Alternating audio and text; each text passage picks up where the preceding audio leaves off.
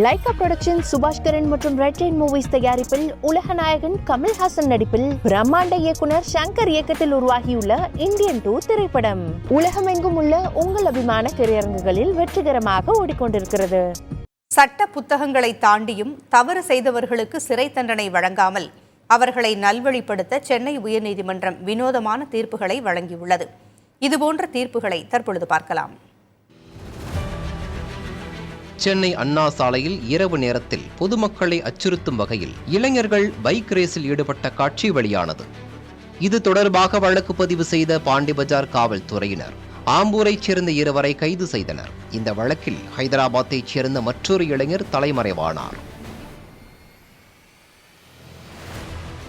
முன்ஜாமீன் கேட்ட அந்த நபரின் மனுவை விசாரித்த உயர்நீதிமன்ற நீதிபதி ஜெகதீஷ் சந்திரா நூதன தண்டனை வழங்கினார்.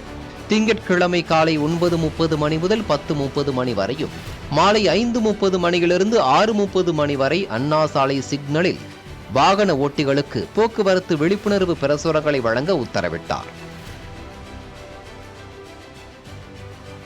மறுநாள் செவ்வாய்க்கிழமை காலை 8 மணி முதல் 12 மணி வரை ராஜீவ்காந்தி அரசு மருத்துவமனையில் வார்டு பாயாக பணியாற்ற வேண்டும் என உத்தரவில் கூறியிருந்தார்.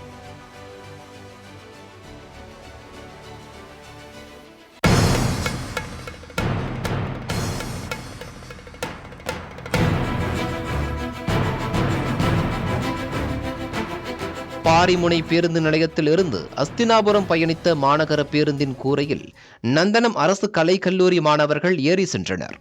அவர்கள் தங்களை தட்டி கேட்டவர்களை தாக்கினர். இது தொடர்பாக முன்ஜாமீன் கேட்டு மாணவர்கள் தாக்கல் செய்த மனுவை விசாரித்த நீதிபதி ஜெகதீஷ் சந்திரா சனிக்கிழமை உட்பட வார நாட்களில் சைதாப்பேட்டையில் உள்ள கருணை இல்லத்தில் சேவை செய்ய வேண்டும் என்றும் இதற்கான சான்றிதழையும் அங்குள்ள அனுபவத்தையும் எழுதி மனுவாக தாக்கல் செய்யுமாறும் உத்தரவிட்டார்.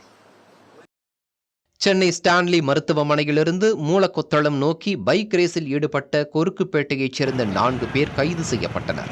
இந்த வழக்கில் ஒருவர் ஜாமீன் கேட்ட மனுவை விசாரித்த நீதிபதி ஜெயச்சந்திரன் ரேஸ் ஓட்டியவர்கள் ஸ்டான்லி மருத்துவமனையின் விபத்து மற்றும் அவசர சிகிச்சை பிரிவில் 1 மாதம் வார்டுபாய்களுக்கு உதவியாக பணியாற்ற உத்தரவிட்டார். கள்ளக்குறிச்சியில் செப்டம்பர் 19ஆம் தேதி நடைபெற்ற அதிமுக பொதுக்கூட்டத்தில் பேசிய முன்னாள் எம்எல்ஏ குமரகுரு முதலமைச்சர் ஸ்டாலினையும் உதயநிதியையும் அவதூறாக பேசியதாக வழக்கு பதிவு செய்யப்பட்டது.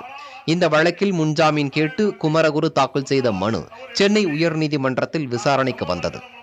அப்போது தீர்ப்பளித்த உயர்நீதிமன்றம் குமரகுரு மீண்டும் அதே இடத்தில் மேடை போட்டு முதலமைச்சர் குறித்து பேசியது தவறு என மன்னிப்பு கேட்க வேண்டும் என நூதன தண்டனை வழங்கியது.